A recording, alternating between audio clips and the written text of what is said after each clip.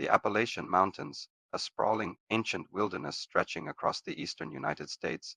For centuries, these forests have been a source of sustenance, refuge, and whispered tales.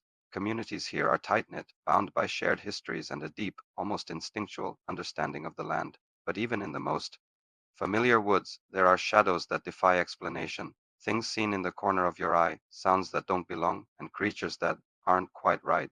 It begins, as it often does, with a story. A late night drive on a winding mountain road, the glow of headlights cutting through the dense fog, then movement at the edge of the woods. You see a deer, but something is wrong. Its legs bend backward, its eyes are too far forward, too knowing. It moves with a jerky, unnatural gait, as if it's still learning how to use its own body. This is the creature locals have come to call the not deer. The term itself is deceptively simple. It defines the creature by what it isn't, not a deer, but what is it then?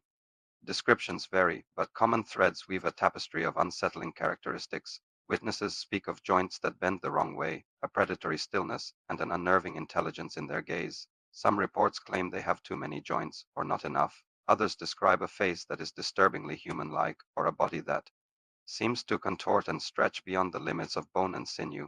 This isn't a new phenomenon. Digging through local archives and old newspaper clippings, you find fragments. A farmer in the 1970s reports a sickly-looking deer that walked on its front legs. A group of hikers in the 90s claims to have seen a creature with the body of a deer but the face of something else watching them from a ridge before it dissolved back into the trees. These stories were often dismissed as misidentification, a sick animal, a trick of the light, an overactive imagination fueled by mountain folklore. But the consistency of the sightings, spanning decades and different communities, suggests something more. The rise of the internet gave these isolated experiences a shared home. Anonymous forums and social media groups became digital campfires where people could share their encounters without fear of ridicule. The name not deer emerged from these online discussions, a consensus term for a phenomenon that had until then been nameless. One of the earliest widely circulated accounts comes from an anonymous poster, a hunter who had spent his entire life in the West Virginia woods. He wrote, "I was in my tree and just before dawn, the woods were quiet. I saw what I thought was a big buck moving through the underbrush, but it was moving wrong. It was jerky, like a broken film. When it stepped into a clearing, I got a good look. Its front legs were longer than its back, and they bent like an elbow. It turned its head almost 360 degrees to look right at me. Its eyes weren't on the side of its head like a deer's. They were in the front. I didn't feel like I was looking at an animal. I felt like an animal was looking at me." This account, and others like it, opened the floodgates. People who had kept their stories to themselves for years finally came forward. A common theme is the feeling of being watched, a sense of profound wrongness that chills you to the bone. It's not the fear of a predator, like a bear or a mountain lion. It's an uncanny, primal dread, the fear of something that shouldn't exist. Skeptics, of course, offer rational explanations. Chronic wasting disease, or QUAD, is a prion disease that affects deer, elk, and moose. It attacks the brain and nervous system, leading to drastic weight loss, stumbling, and strange behavior. The zombie deer disease, as it's sometimes called, could account for the unnatural movements and sickly appearance described in many not deer sightings. A deer in the advanced stages of QUAD is a truly disturbing sight, and to an uninformed observer, it could certainly appear monstrous. Another explanation is simple misidentification. In low light or fog, a common deer with a birth defect or an old injury could be mistaken for something more sinister. The human mind is wired to find patterns, and in the deep, quiet woods, fear can easily fill in the blanks, turning a shadow into a monster. It's a powerful psychological phenomenon known as pareidolia, where the brain perceives a familiar pattern in a random stimulus. A gnarled tree branch becomes a twisted limb. Two glowing reflections become a pair of predatory eyes. Yet these explanations don't quite fit all the pieces. Quad doesn't explain eyes on the front of the head. An injury doesn't account for joints bending in impossible directions, and periodolia doesn't explain the shared specific details from witnesses who have never met. The forward-facing eyes, the backward-bending legs, the jerky, unnatural movements, these elements appear too frequently to be mere coincidence. We ventured into the heart of the Appalachians, speaking to locals off the record. Most were hesitant to talk. These aren't just spooky stories for them.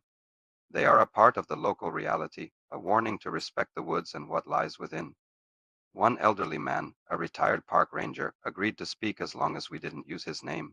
"You see things out here," he said, his voice low and steady. "The woods are old, older than any of us. There are pockets, places where things aren't quite right, We always taught the new guys, if you see an animal and your gut tells you to run, you don't ask questions, you just run. Doesn't matter if it looks like a deer or a rabbit, the woods will tell you when you're not welcome. He recounted a call he responded to in the early 2000s. A couple's car had broken down on a remote service road. They were terrified, not because they were stranded, but because of what they saw while they waited for help. They described a creature, tall and gaunt, picking its way through the trees on the other side of the road. It looked like a deer, they said, but it was all wrong. It watched them, motionless, for nearly an hour before help arrived. When the tow truck's lights swept the area, it was gone. There were no tracks. The lack of physical evidence is the biggest hurdle for believers. Despite countless sightings, there are no verified photographs, no videos, no footprints, no remains. The not deer exists only in the space between sight and memory, in the stories told in hushed tones. But in a place like Appalachia, stories have weight. They shape the landscape as much as rivers and mountains do. Perhaps the not deer isn't a cryptid in the traditional sense. Maybe it's not a flesh and blood creature at all. Some theories propose it's a type of nature spirit, a genius Loki of the ancient forests, appearing to those who trespass or disrespect the natural order.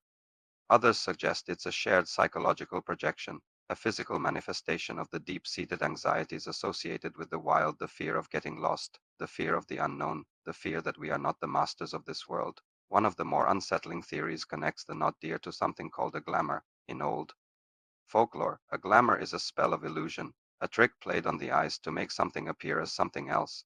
What if the not deer isn't an animal trying to look like a deer, but something else trying to look like an animal?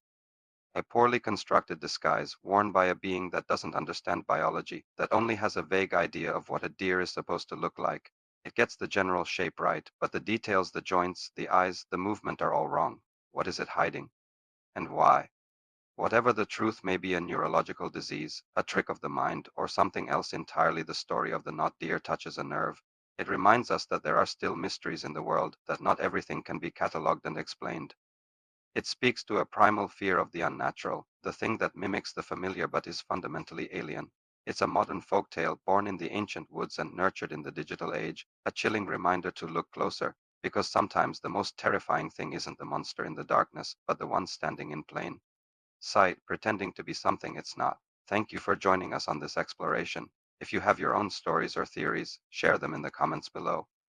And if you find yourself on a lonely road deep in the mountains and you see a deer at the edge of your headlights, take a second look. Make sure it's just a deer. Remember to like and subscribe for more dives into the unexplained. Stay safe out there.